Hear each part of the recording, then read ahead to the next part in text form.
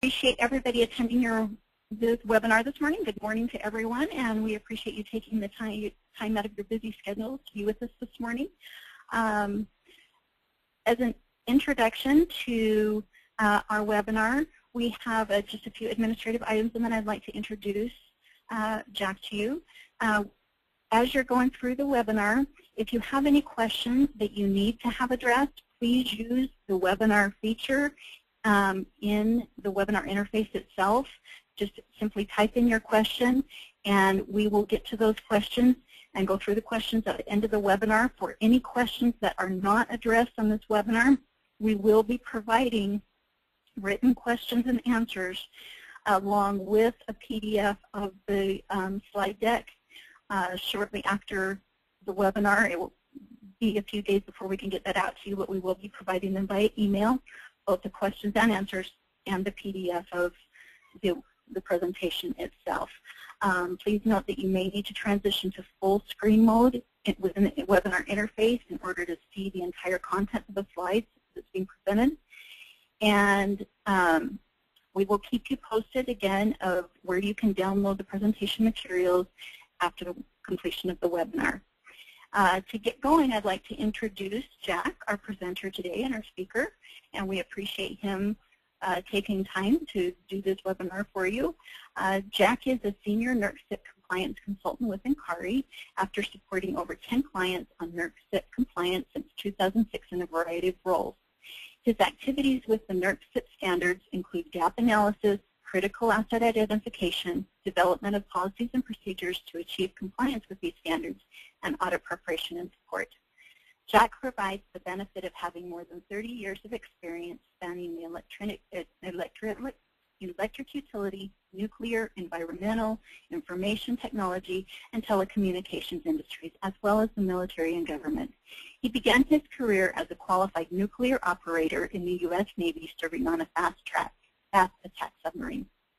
He received a Bachelor of Science degree in chemistry from the United States Naval Academy and graduated from the Naval Nuclear Power Training and Certification Program. He retired from the U.S. Navy at the rank of captain with 5 years of active duty and 18 years in the U.S. Naval Reserve, including 4 command tours. After leaving active duty, Jack worked in the civilian nuclear power industry in regulatory compliance, dealing with the Nuclear Regulatory Commission and Department of Energy at over 8 nuclear facilities. In the mid-90s, Jack accepted a position as the Director of Strategic Quality and Director of HR Information Systems for an international IT company. After several years in IT positions, Jack took a position with the Department of Energy, managing the technical writing staff and preparing license applications. His specific areas of expertise include team leadership and organization development, business process management and improvement, program and project management, quality management and strategic quality, Six Sigma, lease management, and regulatory compliance. With this being said, and with this intro, we would like to thank Jack for doing this webinar and turn the time over to him. Thank you so much, Jack. Good morning, everybody. It's cold where I am, and hopefully it's a little bit warmer where some of you are, but looks like there's cold everywhere. So it's a good day to be sitting inside. Now let's get started. We're going to talk about the shocking truth of CIP-014. It's the physical security standard, and let's take a look at what we're going to talk about today, or what I'm going to talk about. We're going to go a little bit of the CIP-4 background.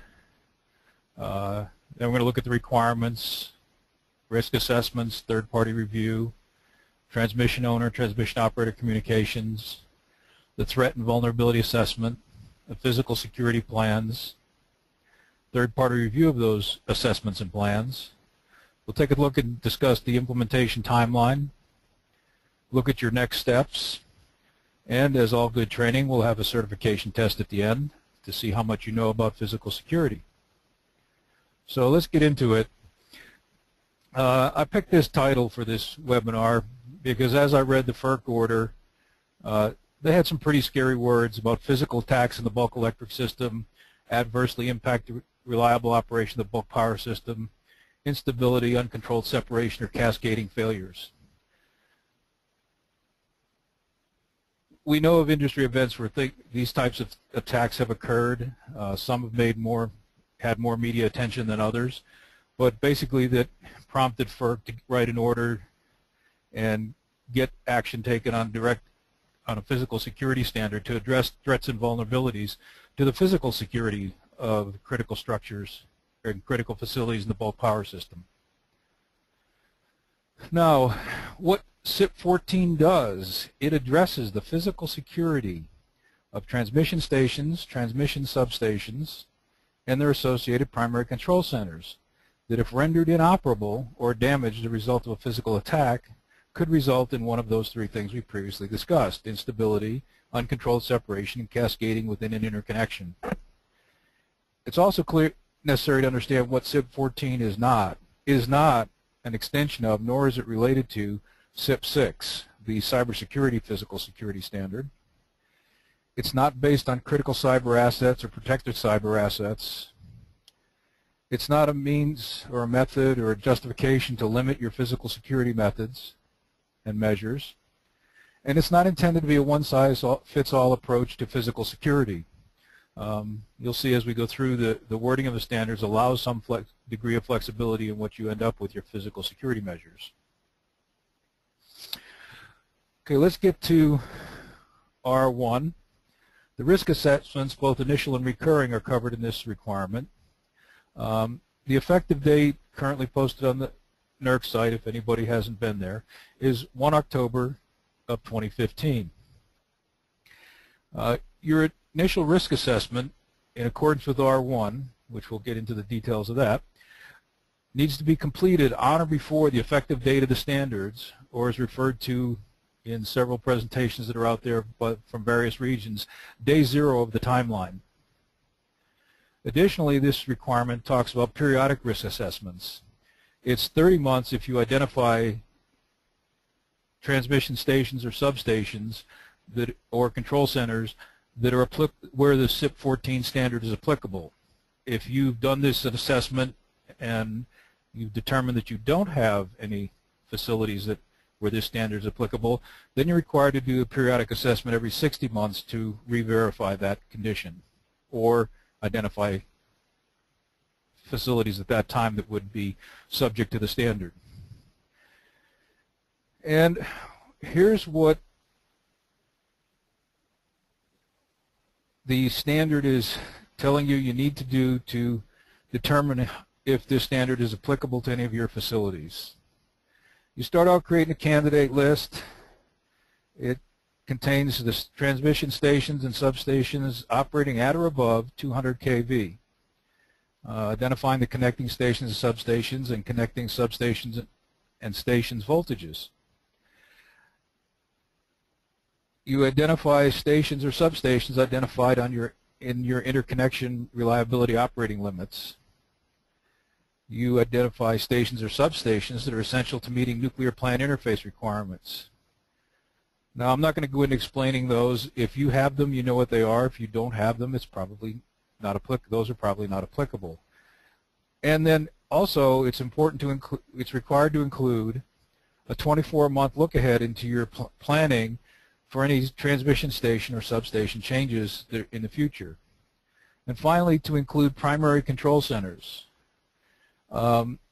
There's a definition, or an explanation of what a primary control center is, but what it comes down to is if you can take direct action from a control center at the substation, such as opening a breaker, that is considered a primary control center under this standard. If it's just the control center is just doing monitoring activities, it would not be considered a primary control center under this standard.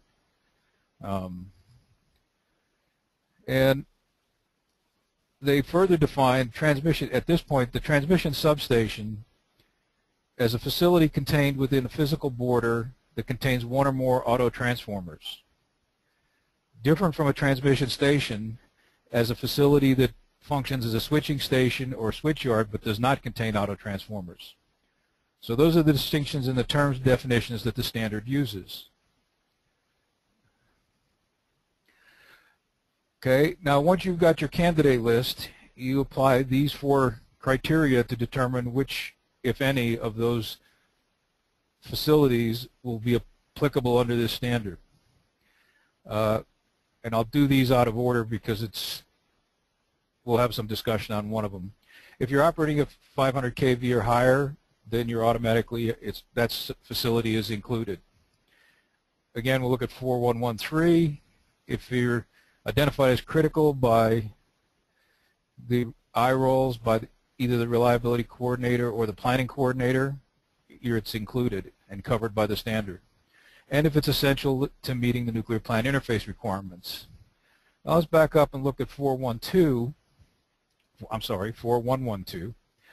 And this is a compound requirement.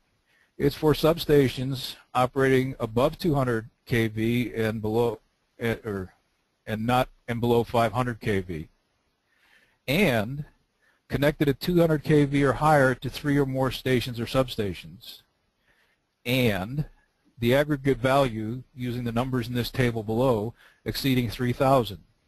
And you see in that table, depending on the connections between the facilities, you sum up the point value and come up with a number. And that's how you determine if it meets that particular requirement. Now, here's a sample.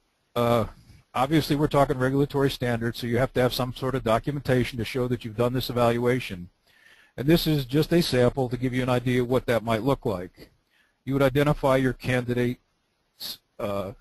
facilities, transmission stations, transmission substations, control centers, and make a determination of yes or no for each of those 4 sub-requirements.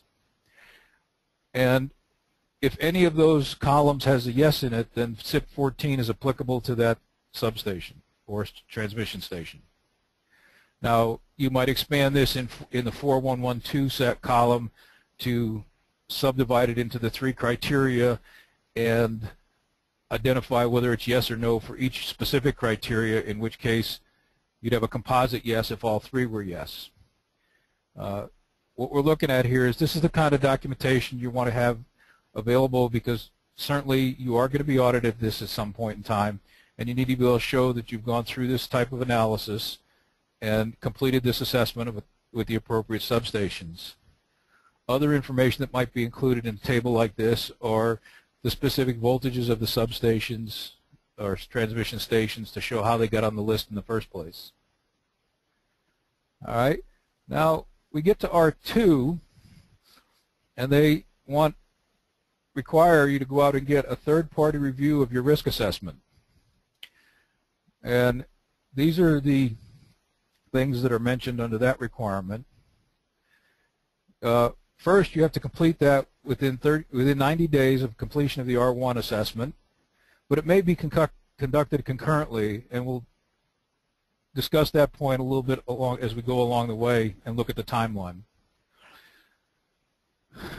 The unaffiliated third party in the requirements is identified as a registered planning coordinator, transmission planner, or reliability coordinator, or an entity that has transmission planning or analysis and experience. Unaffiliated in the standard, and you see the page reference there, is interpreted as being external to the corporate structure. There's been some discussion in various places about who, obviously the entities that are registered as listed there can do this. There has been discussion about what other entities might be.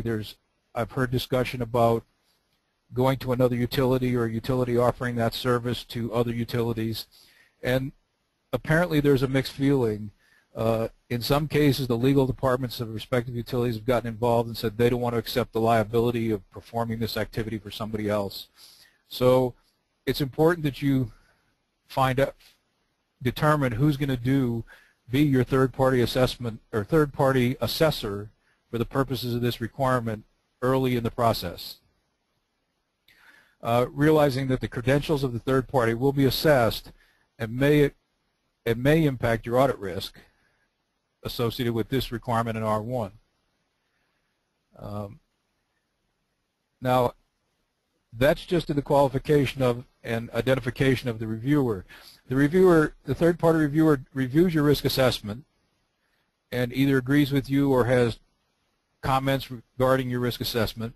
If there are any comments or recommendations that come out of that, you have 60 calendar days to resolve those comments. Either incorporate their comments or provide justification for why you're not doing it. And specifically mentioned in the standard is a mechanism to ensure the protection of sensitive and confidential information with the appropriate NDAs or security agreements in place. Once you've completed that, now and specifically to control centers, if you've identified as a transmission owner control centers that are outside of your control, then you're required to notify the appropriate transmission operator of your determination within 7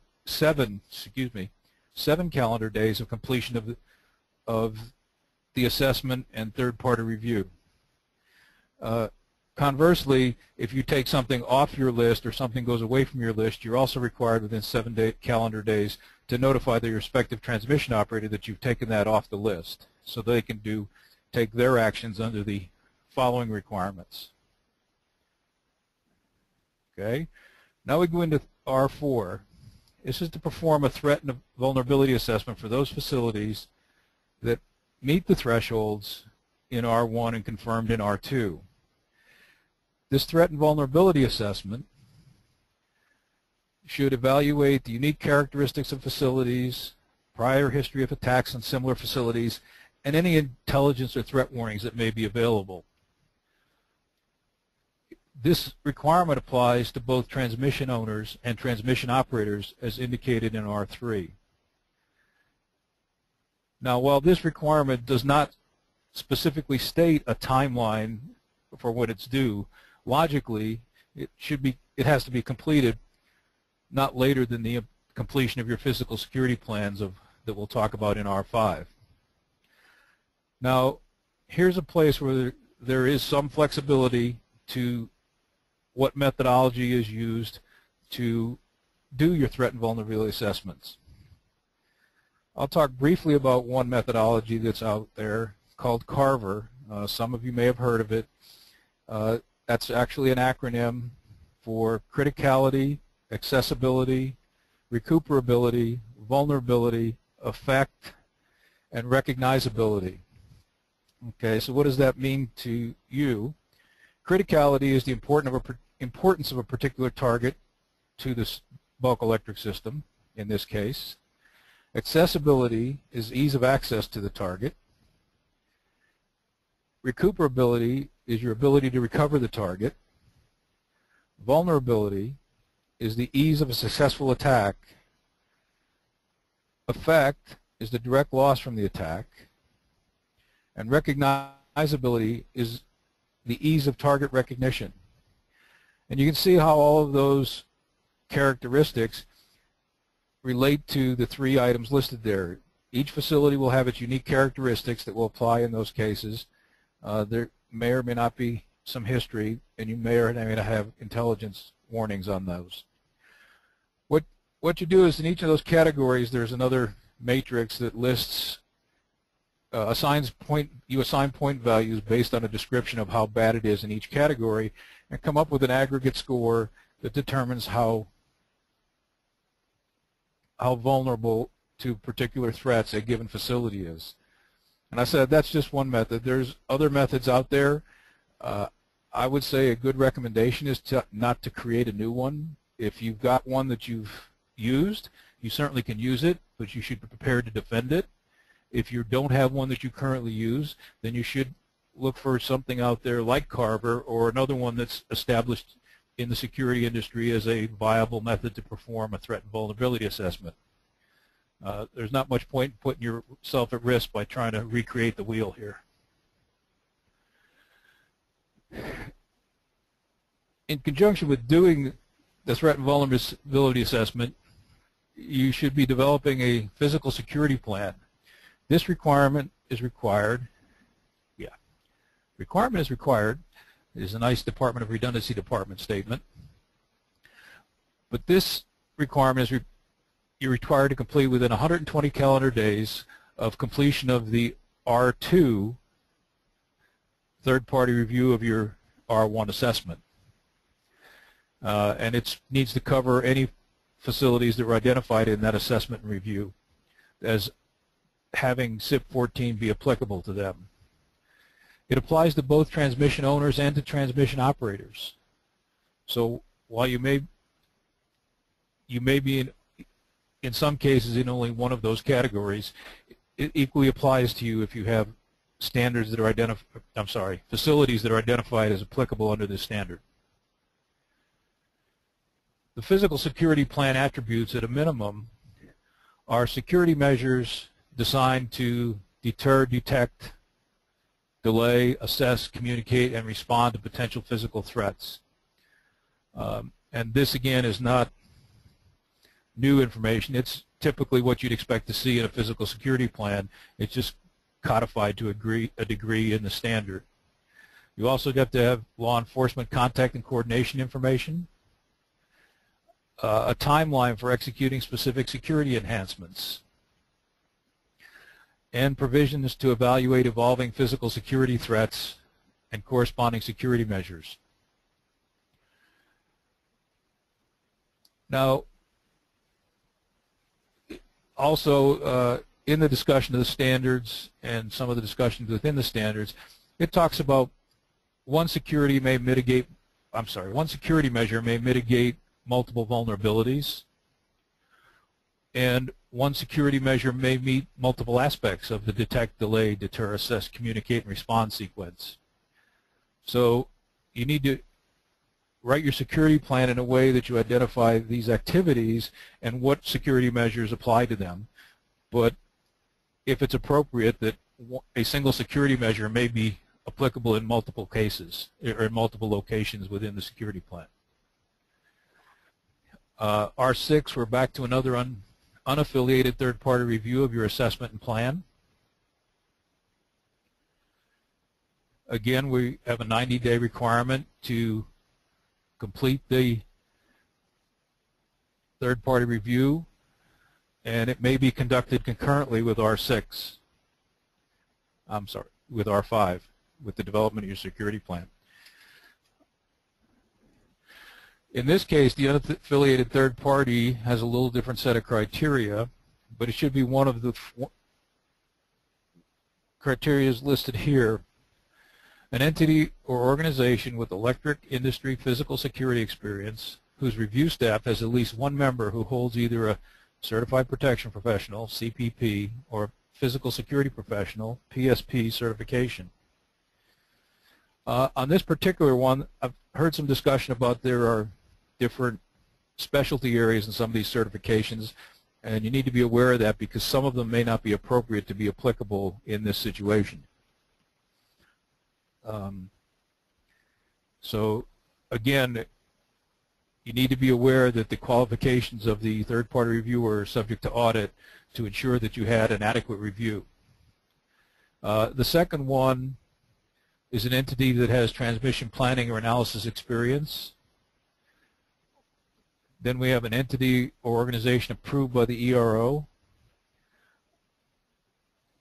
a governmental agency with physical security expertise, and an entity or organization with demonstrated law enforcement, government, or military physical security expertise.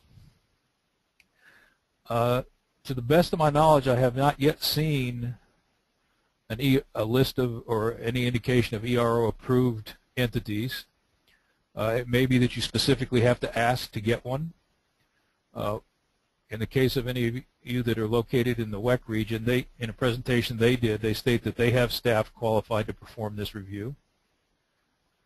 And we'll talk a little bit about that as we discuss the timeline. Here again, you have 60 days to resolve any recommendations that come out of the third-party review. And again, the requirement to ensure the protection of sensitive or confidential information. And that covers the requirements as they're stated currently. Some things we need to be aware of. The FERC notice of proposed rulemaking had some provisions in it that they've asked for changes that may or are not likely to be done prior to the effective date, but there are things you should be aware of as you look at your approach to these requirements. The government, they want an allowance for government authorities to adjust your facility list. So there's not much you can do about that. If they get that provision into the standard, it allows the government entity to make adjustments to your facility list in spite of the analysis. Presumably they would have to have some justification for that. The next one is probably the one that you should consider for impact immediately, although it's not yet in the standard. They want to remove the word widespread from the state where it states widespread instability within the standard. Their wording is that widespread instability is undefined, vague, and inconsistent with a previous FERC order on March 7th.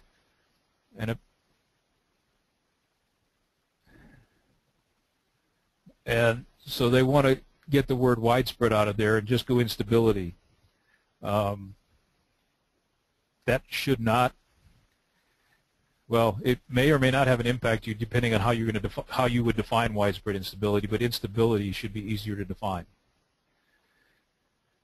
It's also looking at information filings regarding high impact control centers that are identified under CIP-2, the Cybersecurity Asset Identification Standard, and resiliency measures for the BESS or loss of criticality facilities.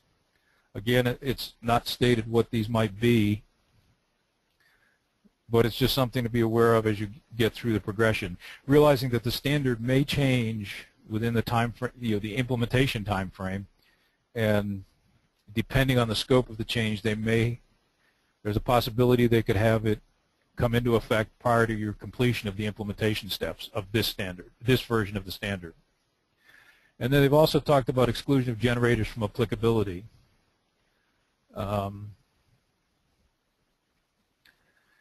So these are things, again, not currently in the standard, but very possibly some changes to the standard may come about as part of this. You'll certainly see that as part of the NERC standard update projects to see what's coming on these subjects. And now let's look to the implementation timeline. I've done this a little differently than some of the others out there in various other presentations. The start date is when you can start an activity, and the due date is when it's due under the requirements of standards. And under the dates column are the latest possible due dates that you could have, totaling the 420 days that should be typically shown in the timelines. Now recognize that you can actually start R1 and R2 today, because they are required, well, R1 is required to be completed on the effective date, the day 0 that we discussed earlier.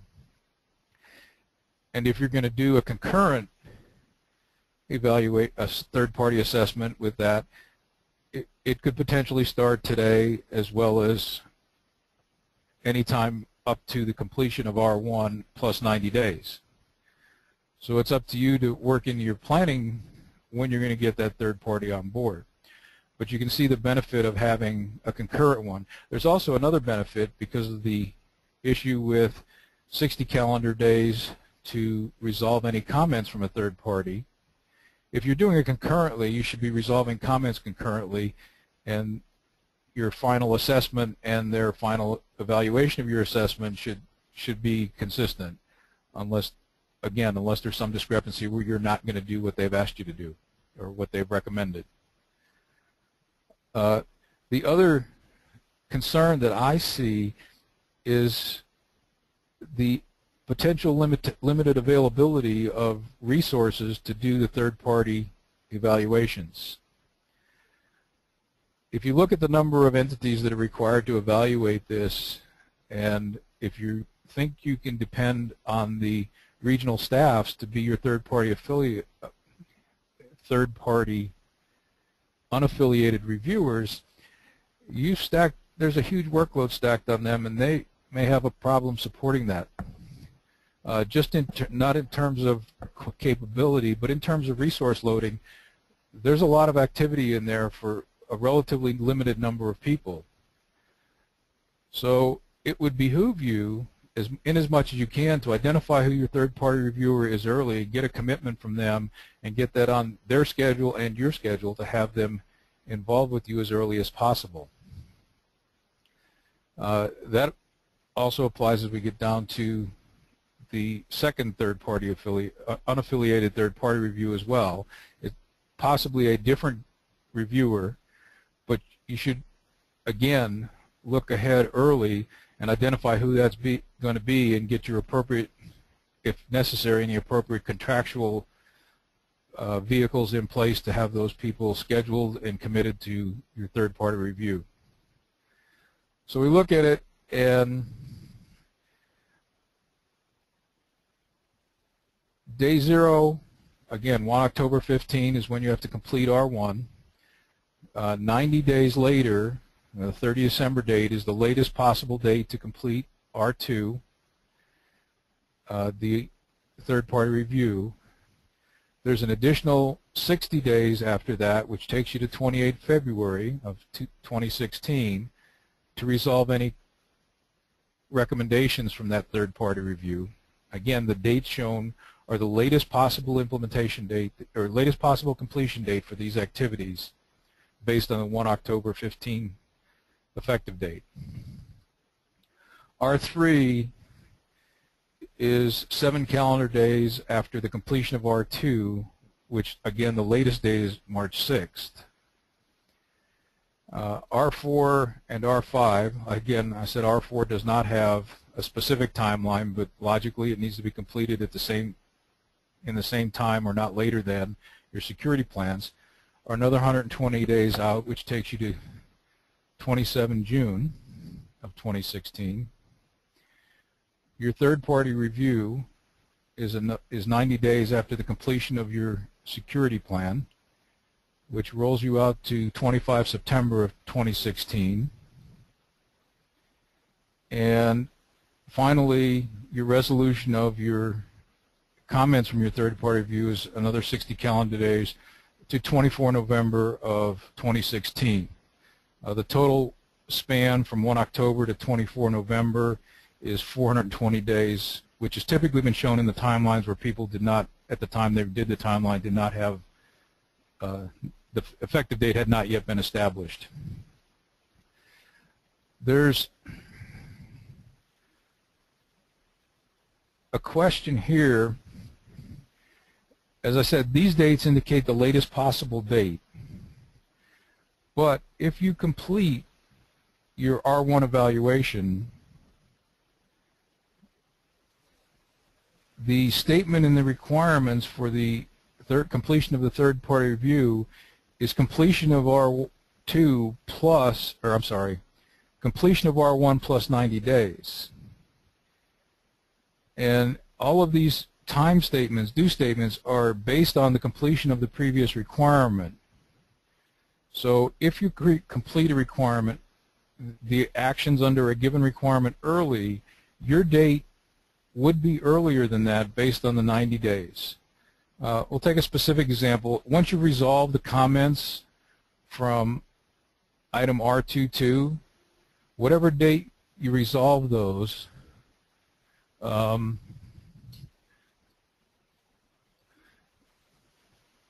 sorry about that.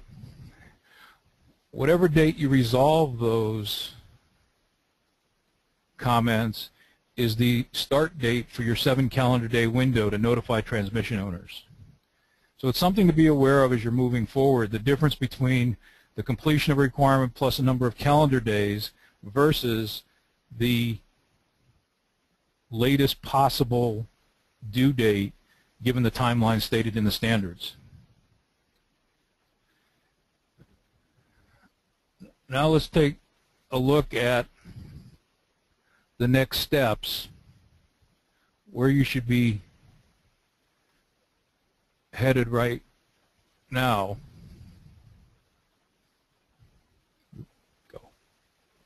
There we go. So you should be looking to get an inventory of your transmission substations, transmission statements, or in their associated control centers. Once you've got that, you should be conducting your analysis to apply the requirements of 411 to determine if you've got any that meet the thresholds. There's an important point here. If your analysis shows that you do not have any facilities that are subject to this standard, you're still required to have a third-party, unaffiliated third-party review of that to confirm your determination.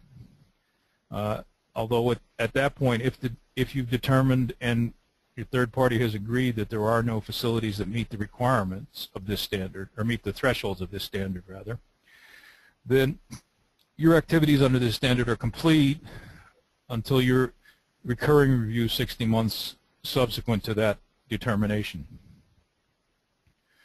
But on the assumption that many of you will have facilities that are where this standard is applicable, again, something you should be doing as early as possible is identifying your qualified third parties.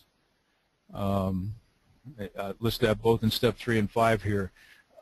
For the reasons I discussed, you should be looking at that in a way to get commitments and time and resource commitments from the respective third parties when it's going to fit your schedule and their schedule, so that you don't get locked out with a shortage of resources. And if once you do have identified facilities that meet the thresholds, you need to start identifying which threat and vulnerability assessment process you're going to apply. If need be for external support for that, you need to find out who you're going to do. Again, a lot of these, once you get past the initial identification, it's my opinion that your critical points will be coordination of external resources to do the third-party reviews and possibly your threat and vulnerability assessments with the appropriate level of skill. Now that we've gone through all of the requirements, I've got a physical security certification test for you as we move into the next slide. All right, and this test is based on what's wrong with this picture, and by the end of this series you should be experts on physical security functions and features. All right, here we see the chain is locked on the gate or not. Let's look at our next test item. We have a code pad for the door. It's a very secure mechanism to save key control and other things, except for the minor fact that they post the code on the window to the door.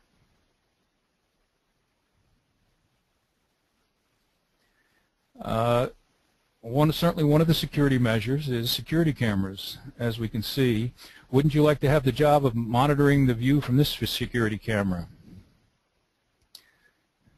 I would venture to say you would never see any security activity.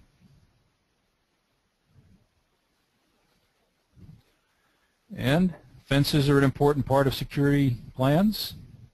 As we can see, and I've put in there what those signs say is no trespassing.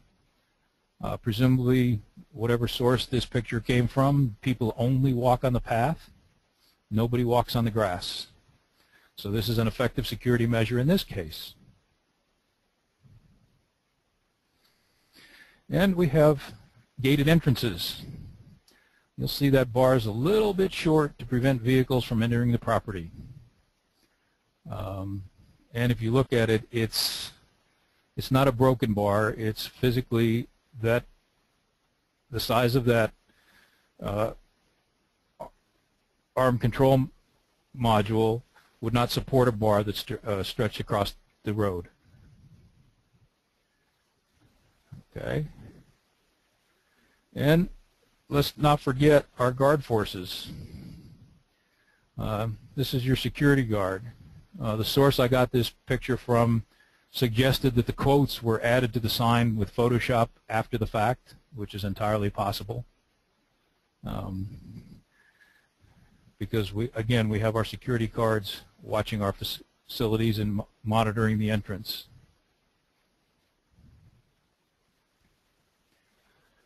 And again, armed security guards are important. So here we have an armed security guard, or do we?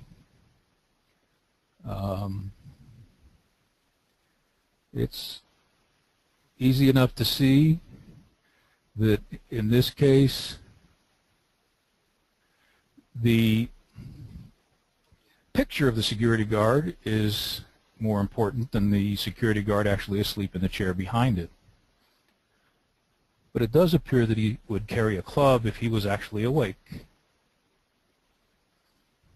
And for our last one, as we talked about, this standard is adding heavy security to your facility.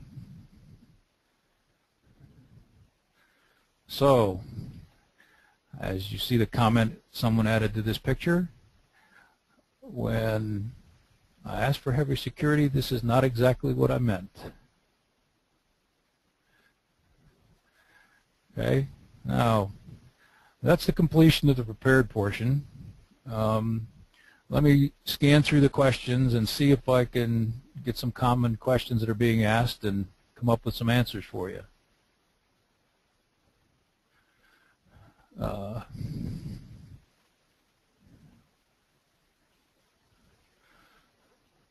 right. Let's see. This one appears a few times. When are the changes to the security systems or security activities identified in the physical security plans required to be completed? Well, while there is no specified timeline or deadline to complete the implementation of the changes that are required to implement your physical security plan, it does require that you have a timeline for implementing those changes.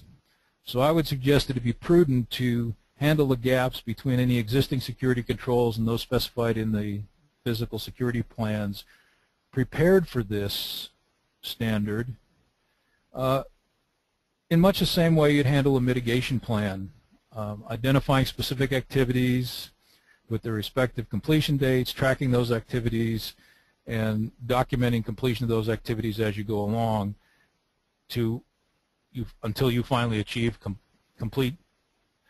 until you finally implement all of the security measures that you've identified in your physical security plans. So again, while there's a time frame for implementation, it can't be forever. It can't be something that's going to probably be 5 or 10 years. It needs to be something in a reasonable time frame for what you put in your security plan.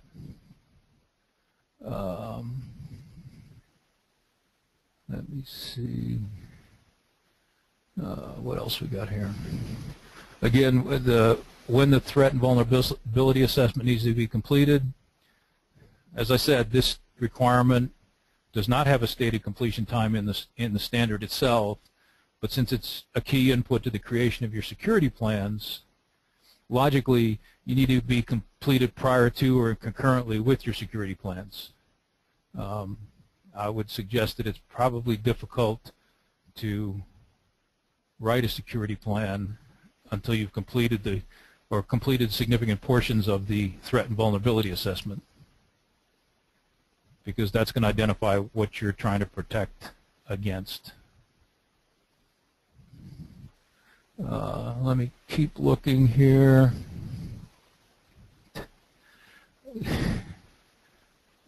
Do we have to wait until October 1 to start on these requirements? Well, actually, you need to start before October 1 because your requirement to be complete with the R1 assessment on or before October 1. So you can actually start today. I'm sure you're going to all get off this webinar and charge off to do this. No, I don't believe that either. But nonetheless, that activity needs to be done in a manner that gets you completed through the R1 assessment in time to have it completed by the 1 October effective date. My recommendation is you get started earlier because, again, as I've stated, the unaffiliated reviews are likely to be a scheduling bottleneck, and I think you'd be well served to get in front of that bottleneck if you can do that. Let me see what else we've got in our questions here.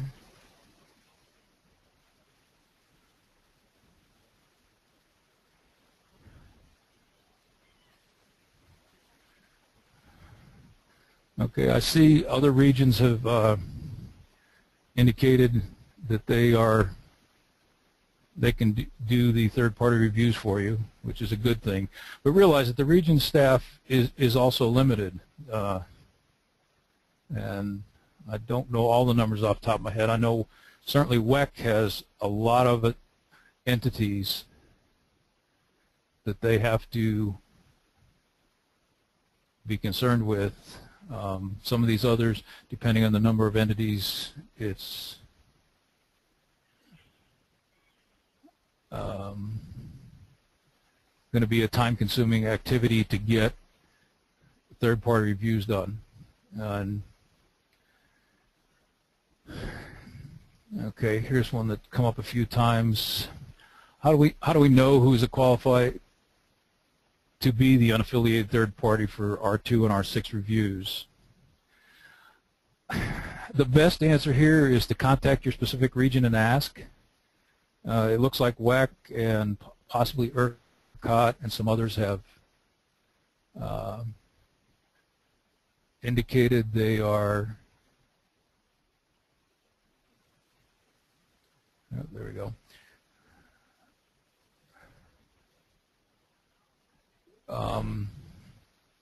They have qualified reviewers on staff, but it's hard to believe that 4 or 5 people at WEC are going to be able to handle the several thousand entities that have to perform this.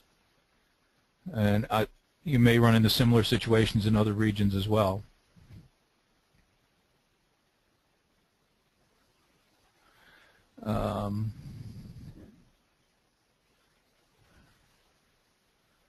Let me see what else we've got in questions. Ooh.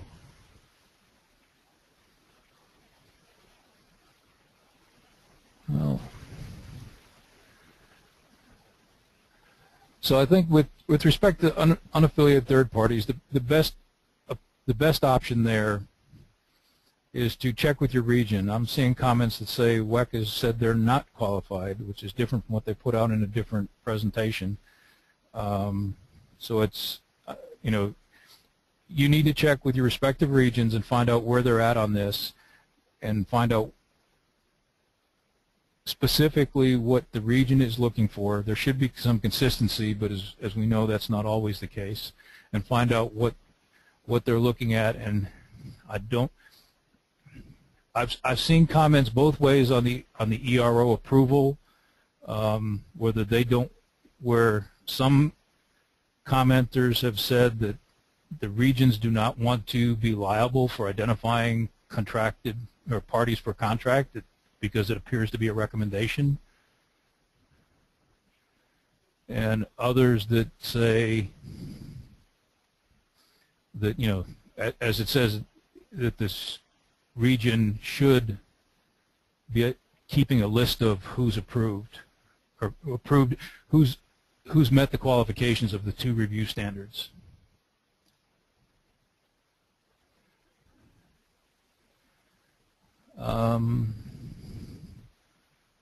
Okay, that appears to cover most of the bulk of the questions. There's some individual questions we'll try to answer, in a later forum. And that's all I have for the prepared presentation. So okay, we'll go to our last slide and let Beverly close out. You betcha. Thank you so much, Jack. I really appreciate you taking the time out of your schedule to do this presentation and to put everything together and present it. And I have to admit, I loved your test at the end. That was amazing. Just to the audience itself, if you have got any suggestions on webinars that you would like to see, or any information that you would, specific topic or anything that you would like us to discuss or help you out with, please don't hesitate to email us at webinars@encari.com, and we'll fit that into our schedule. So just let us know what you want to hear about. Also, we have provided, again on the left slide, as links to our previous webinars. If you'd like to view our webinars, feel free to visit them there. We will be sending all of this webinar information out to you soon, along with the transcribed questions, along with the answers for any of you who submitted questions who we were not able to answer at this time. And if you have additional questions, feel free to continue submitting those questions online, and we will take those into account and get those answered as well. And for now, that wraps it up from our end. We really appreciate you taking the time out of your schedule to be with us today, and thank you for participating. And thanks again to Jack for all of his hard work on this. Thank you so much, and have a wonderful day. We'll see you next time.